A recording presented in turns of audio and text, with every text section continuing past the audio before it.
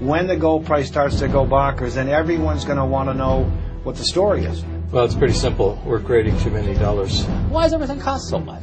I'll tell you why things cost so much. Just like you said, they keep printing this stuff more and more, but all the time. All the time. And one characteristic about a country that debases its currency and goes to a paper currency, currency always self-destructs. It always ends. Gold and silver do an accounting periodically throughout history. It's really exciting to see this. They automatically revalue themselves when the public wakes up, and they catch up to all the currency that's been produced. To me, I've been saying this for a number of years now, silver is the biggest opportunity I have ever seen. In 1980, it took 1,000 ounces of silver to buy a single-family median-price home. That day will come again, but it's probably going to be less than 500 ounces.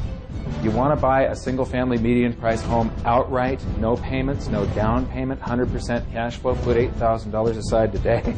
You're going to be able to do it in the future. Silver. It's just history repeating. It's silver. Silver, Don't hold cash. Right. Cash Gold is good too, but it won't perform as well. Is trash. Exactly. Repeat after me. Cash is trash. If you can understand that one, your whole paradigm will shift. So what's the good news?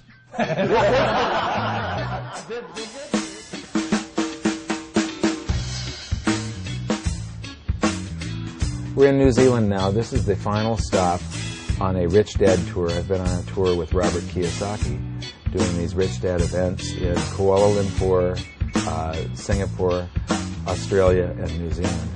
And what incredible ride and what incredible view. New Zealand is absolutely incredible. Auckland is beautiful. This opportunity isn't going to last for long. There are these brief moments throughout history that go by, as far as historic time, they go by in the blink of an eye, where the safest place to be, the place where people run to protect their financial well-being during economic crisis, gold and silver.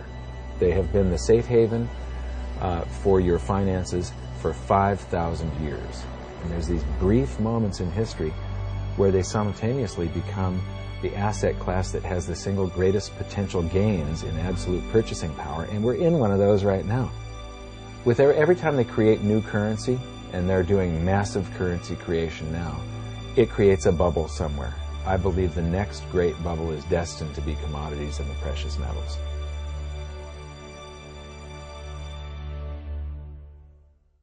And what's amazing is I left with a bunch of these sort of ugly pieces of paper with pictures of dead guys on them that are from the U.S., and then you arrive in Kuala Lumpur and in Malaysia, and you trade them for some prettier pictures, pieces of paper with pictures of people on them. I don't know if they're living or dead or what, but then you leave there and go to Singapore, and you trade them for pretty pieces of paper that have now they've got like little windows you can look through in them, a little clear spot, watermarks, all this kind of stuff. And then you get to Australia and you trade them for they've got more vibrant colors on their currency, which I sort of like. I think the American currency is pretty drab and way outdated.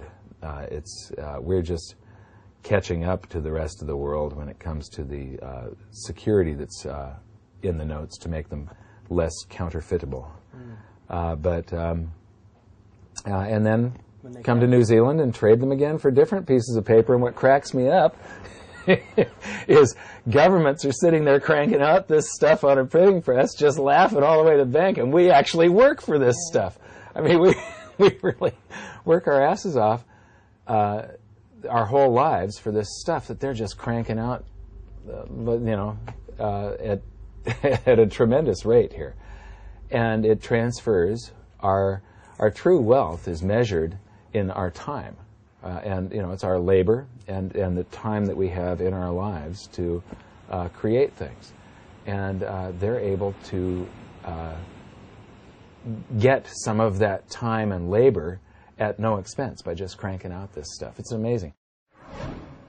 This will sound a little bit weird to some of the viewers, but I try to differentiate between currency and money. Currency has to be a medium of exchange. We've got to be able to buy and sell things with it. A unit of account. It's got to be portable, divisible, which means you can make change, durable, and then something called fungible. Fungible means that each unit is interchangeable. A dollar in my pocket buys the same amount as a dollar in your pocket, no difference to them. Money has to have all of those attributes, plus it has to be a store of value over long periods of time. If this is sunk on a boat, in a ship, now, or it was 500 years ago, you dig it up, it has tremendous value. There will be numismatic value plus the real value of gold. This sinks, you put it to the bottom, and who cares? You know, this loses probably 5 to 10% a year in value. It's amazing. It was a long road and series of very small transitions to get here. But basically, you know, we used to use gold and silver, and then they come out with representations for gold and silver. All the currency in the United States and in most countries was redeemable for gold or silver at one time. In the United States, our currency used to say there have been deposited with the Treasury of the United States $100 in gold coin payable to the bearer upon demand. You go into any bank, slap down your currency on the counter, and ask for your money, your gold and silver, and they would give it to you. Then, you know, we were on something called the classical gold standard that started in about 1873 in Germany, and by 1900, almost every country on the planet was on this gold standard, where you had a certain amount of gold in the treasury and you created a certain amount of notes that equaled the amount of gold in the treasury. So it was a 1-to-1 ratio. It was fully backed.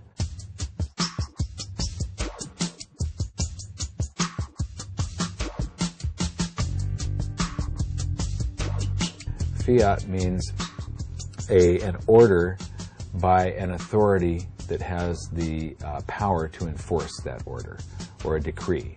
And so the governments can enforce the value of their currency, or make sure that their currency is the currency that's used, by making taxes only payable in that currency. So fiat currencies are given value by government decree.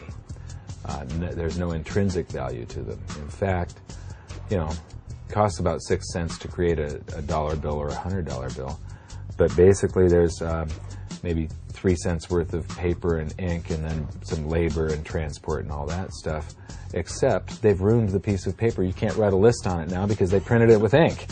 So basically, you know, one thing you find out is all fiat currencies eventually fall to their intrinsic value, which, because they've ruined it by putting ink on it, is the amount of energy you can extract from it, the amount of BTUs from combustion when you burn it. And you saw that during the Weimar hyperinflation. People used the currency as fuel to heat their house. Currencies have been backed by oil, by gold and silver, by land.